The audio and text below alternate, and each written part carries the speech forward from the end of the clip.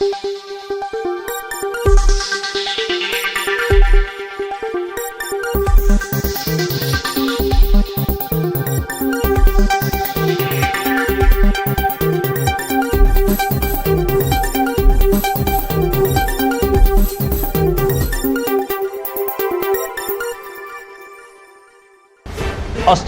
एवं विस्थापित क्षत्रिय एकीकरण महासम्मेलन संपन्न।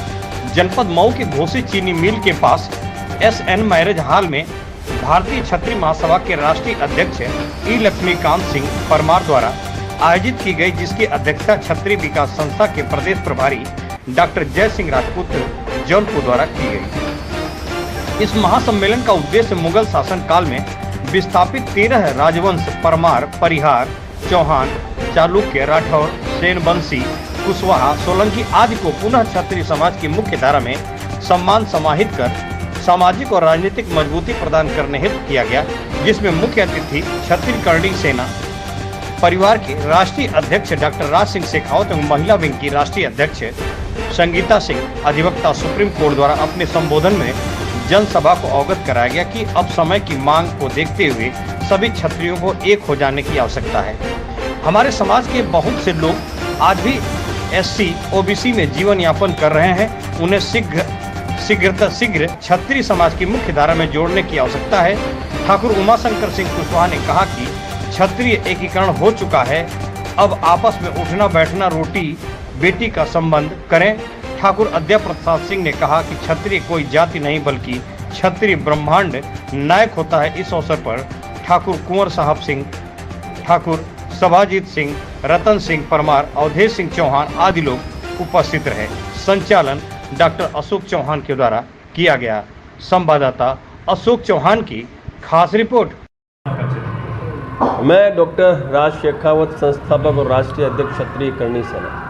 आज उत्तर प्रदेश के मऊ जनपद के अंदर घोसी के MS मैरिज हॉल में क्षत्रिय समाज के एकीकरण को लेकर के आज यहाँ महासम्मेलन कराया जा रहा है। इसके संबंध में सर क्या बताना? बिल्कुल बड़ा अच्छा कार्य भारतीय क्षत्रिय महासभा के तत्वाधान में स्थापित एवं विस्थापित क्षत्रिय एकीकरण महासम्मेलन का आयोजन आज घोसी मऊ में उत्तर प्रदेश में आयोजित होने जा रहा है और बड़ी संख्या में यहाँ क्षत्रिय समाज के लोग पधार रहे हैं। एक बहुत बड़ा कदम है और ये आवश्यकता है इस समय की। लोकतंत्र है, लोकशाही है और इस लोकतंत्र लोकशाही में जितने ज़्यादा असर आप गिना पाएंगे उतनी बड़ी शक्ति आपकी आप प्रूव कर पाएंगे। तो ये बहुत बड़ा कदम है और मैं इतना ही कहूँगा आपके माध्यम से कि अब आपको इस लोकतंत्र के समय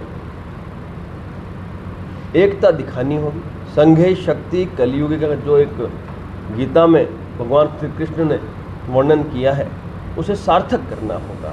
तो मैं आपके माध्यम से समस्त क्षत्रिय जो सबके हैं, समस्त जातियों के धर्म के हैं, जिनके सब है जो सबके हैं, उनसे मैं निवेदन करूंगा कि आप सत्ता में स्थापित होने के लिए तैयारी करें, कैडर तैयार करें और जब भी चाहे लोकल बॉडी का चुनाव हो, चाहे फिर आपका विधानसभा, लोकसभा, राज्यसभा हो, आप छात्र धर्म निभाने के लिए अपनी तैयारी करें और सत्ता में स्थापित हों। से ऐसा सीख मिल सकता है या ऐसा कहा जा सकता है कि जो विस्थापित क्षत्रिय समाज है इस बैनर तले या क्षत्रिय समाज की मुख्य धारा में जुड़ जाएगा? बिल्कुल जुड़ना चाहिए।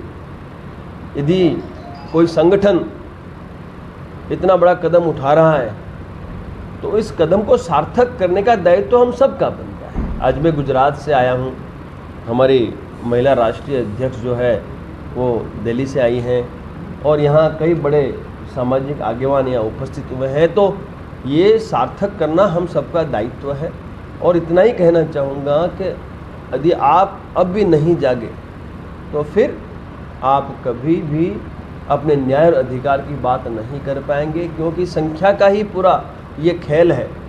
आज इस लोकतंत्र में यदि राज्य रजवाड़े स्थापित करने हो तो आपको चुनाव लड़ना होगा, नहीं कि युद्ध। कैडर तैयार करना होगा और अपने समाज के उस व्यक्ति को आपको उम्मीदवार के तौर पे स्थापित करना होगा जो व्यक्ति समाज के लिए समर्पित है, राष्ट्र के लिए समर्पित है। तो बिल्कुल आज के इस आयोजन से क्षत्रिय समाज को लाभ हो और हम सब अपना दायित्व का निर्वहन करें, ऐसी मेरी समाज से अपील है। जहां हमारी भरपूर संख्या है वहां तो हम हमारा उम्मीदवार जिता ही सकते हैं, और सत्ता में आने के बाद युद्ध स्तर पे आप चाहोगे वो भला समाज का भी कर सकते हो, राष्ट्र के जो लोग हैं उनका भी कर सकते हो और देश का भी कर सकते हो। तो मैं इतना ही कहूँगा कि देश सरकार चलाती है, सत्ता से देश चलता है, तो क्षत्रियों को अब सत्ता में स्थापित होने की आवश्यकता है। तो आपके माध्यम से मैं यही एक मैसेज देना चाहूँगा क्षत्रियों को कि ये भूल जाए कि सामान्य श्रेणी का क्षत्रिय है कि ओबीसी में आने वाला क्षत्रिय है। क्षत्रिय क्षत्रिय है, वो चाहे सामान्य हो चाहे ओबीसी। ओबीसी तो एक सरकार की दी हुई सुविधा है, उससे कोई जाति तो परिवर्तित नहीं हो जाती। उस सुविधा का लाभ यदि हमारा कोई भाई ले रहा है तो लेने दें, लेकिन रोटी व्यवहार की आपको अति आवश्यकता है तो रोटी व्यवहार अवश्य करें। बेटी व्यवहार सभी जानते हैं कहाँ करना है, कहाँ करते हैं और करते आए हैं। तो रोटी व्यवहार की ये एक मांग है, रोटी व्यवहार करें और समस्त क्षत्रिय एक मंच पर आए और सत्ता में स्थापित होने के लिए कमर कसे, क्योंकि एक लक्ष्य वो इतना बड़ा है कि उस लक्ष्य को यदि आपने पा लिया तो और लक्ष्य आपके लिए बहुत आसान हो जाएगा। मैं doctor advocate Sangeeta Singh supreme court lawyer हूँ और क्षत्रिय कर्णी सेना की राष्ट्रीय महिला अध्यक्ष और प्रवक्ता हूँ। आज मऊ जनपद के घोसी में इस एमएस मैरिज हॉल में जो विस्थापित एवं स्थापित क्षत्रिय समाज के एकीकरण का जो सम्मेलन रखा गया है, उसके बारे में आप क्या बताना चाहेंगे?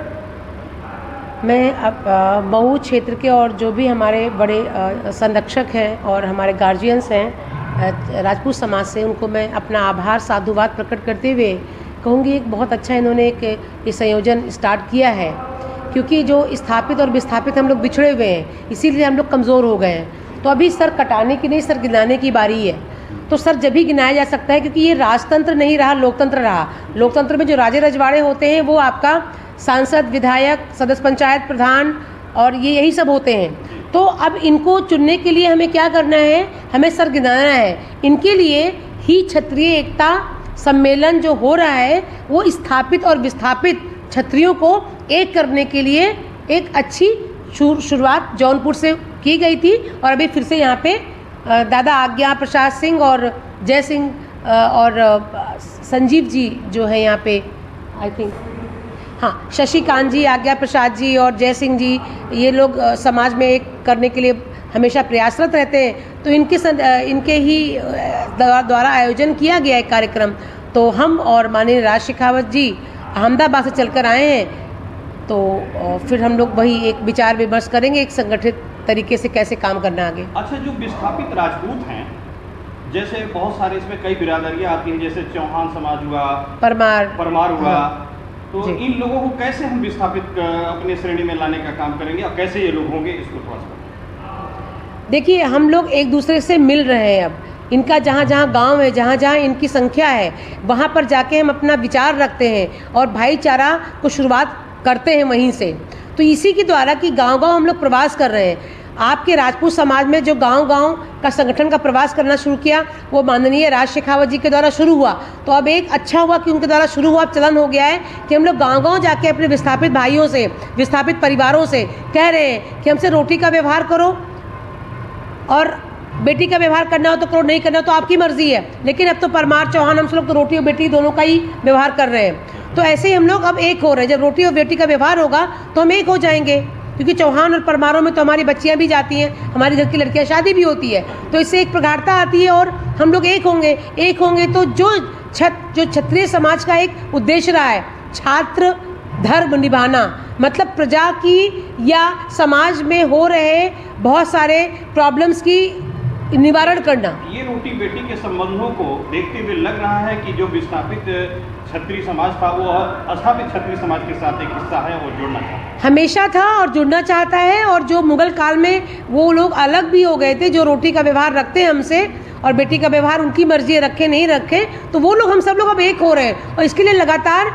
जो हमारे संगठन के मुखिया हैं, ये जो समाज के जो आज्ञावान हैं, वो लगातार पूरे भारतवर्ष में यात्राएं कर रहे हैं गांव-गांव। और इसका एक ताज़ा उदाहरण जो अभी लोकसभा चुनाव आपका 2024 गया है, ताज़ा उदाहरण है कि क्षत्रियों को जिस तरह से तिरस्कार किया था उस तरह से क्षत्रियों ने उनका अंतिम संस्कार भी कर दिया।